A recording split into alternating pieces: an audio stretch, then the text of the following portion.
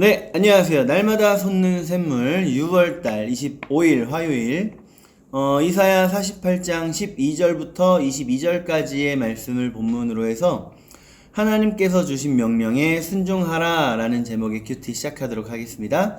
함께 말씀 읽어주시고요. 시간이 허락하시면 2번, 3번 읽는 걸 추천드립니다.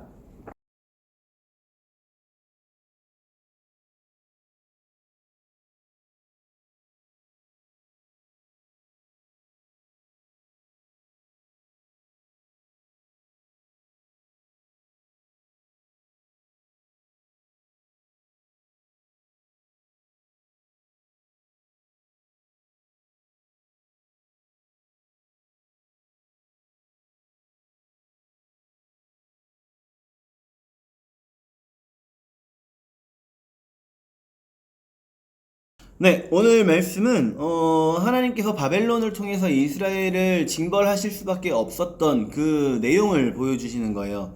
하나님께서 이스라엘 백성들에게 출애굽 당시에 그때 일단 10가지의 명령을 주시죠. 약속을 주세요. 계명을 주시는 거죠.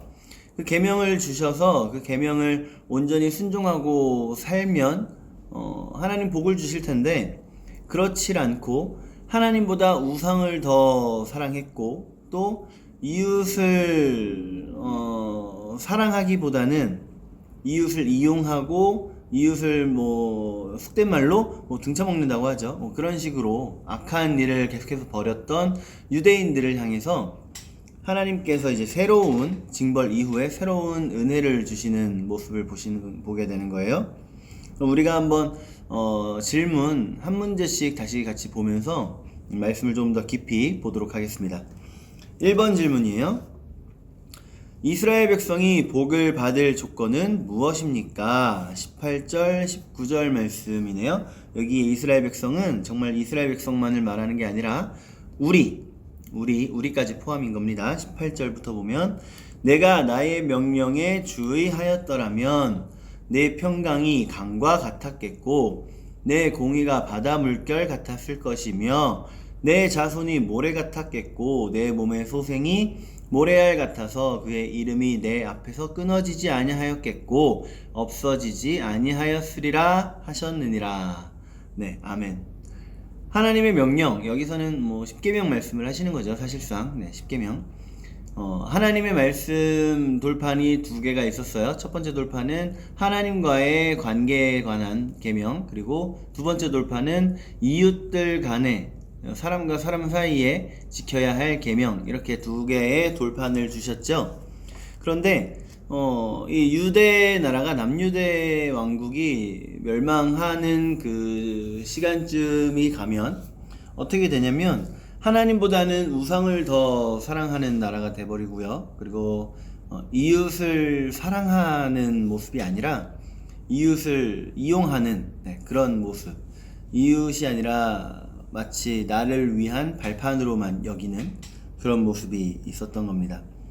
과부나 어린이들을, 고아들을 돌아보는 게 아니라 그들을 오히려 억압했던 그런 모습들. 그런데 그 말씀에 계속해서 주의하고 순종했더라면 내 평강이 강과 같았겠고 공의가 바닷물결 같았을 것이고 자손이 모래 같았겠고 내 몸의 소생이 모래알 같았을 것이고 그 이름이 내 앞에서 끊어지지 아니하였겠고, 이렇게 놀라운 축복을 계속 주셨을 것이다 말씀을 하시는 거죠. 자, 2번째 질문이에요. 하나님께서는 백성에게 어떤 명령을 하십니까? 20절 말씀 보면, 너희는 바벨론에서 나와서 갈대아인을 피하고 즐거운 소리로 이를 알게 하여 들려주며 땅 끝까지 반포하여 이르기를 여호와께서 그의 종 야곱을 구속하셨다 하라. 네, 무슨 명령을 주신 거예요? 땅 끝까지 주의 구원을 전파하라.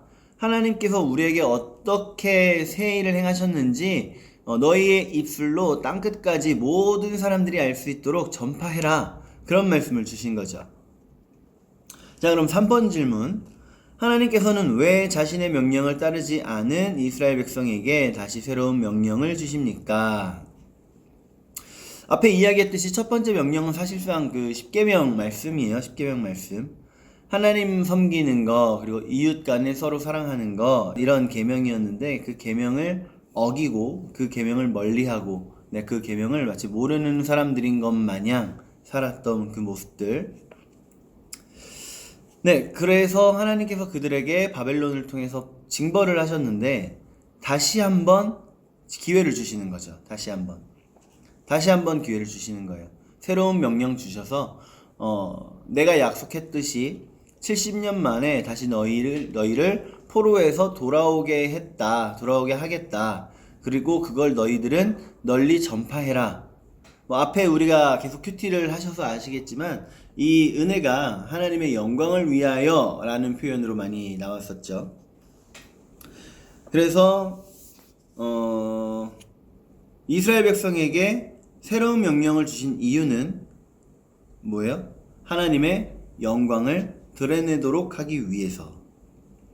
자, 4번 질문 볼게요.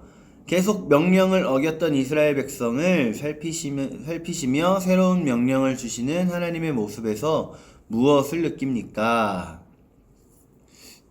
정말 끝까지 포기하지 않으시는 하나님이시죠. 하나님 명령을 그렇게까지 어겼어요. 그리고 우리가 지난주에 말라기의 말씀을 같이 주일날 나누면서 말라기 선지자가 이사야 선지자 이후에, 그리고 포로기 이후에, 그러니까 포로로 돌아온 그 이후에 100년이 지난 선지자라고 말씀을 드렸잖아요. 100년이 지났다라는 건 이미 성전도 다시 재건했고 성벽도 다시 재건한 상태였던 거예요. 그런데 이후에 100년이 흘러보니 여전히 패역한, 여전히 하나님보다 자기를 더 사랑하고 여전히 하나님의 말씀보다 내 안위가 더 급급했던 사람들이다. 우리가 그 말씀 나눴죠. 그런데도 불구하고 하나님은 다시 한번 또 이스라엘 백성들에게 기회를 주시는 거예요. 끝까지 포기하지 않으시는 하나님의 사랑이 느껴지는 거죠. 계속해서 말씀드립니다. 여기에 나오는 이스라엘 백성은 그 중동 지역에 사는 이스라엘 사람들만을 얘기하는 게 아니에요. 우리를 말씀하시는 겁니다. 자, 5번 질문. 내가 하나님께서 하신 명령에 온전히 순종하지 못했던 적은 언제입니까?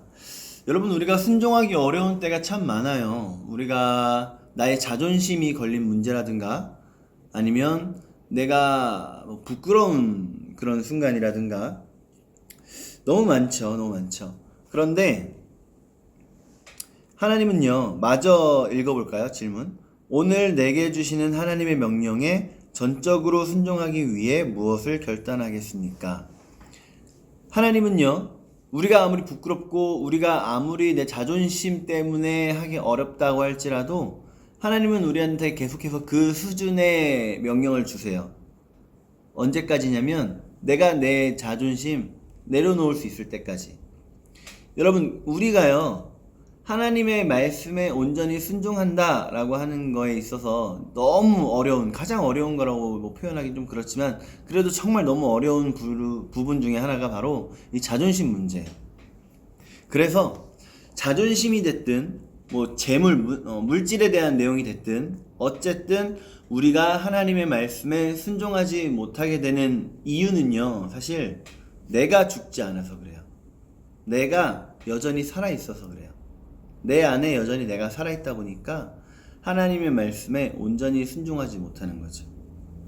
우리 오늘 하루 하나님의 말씀에 온전히 순종하는 사람들 되기 위해서 나를 죽이는, 내가 죽는 오늘 하루 여러분 우리 모두가 되기를 축복합니다. 오늘 좋은 하루 되세요.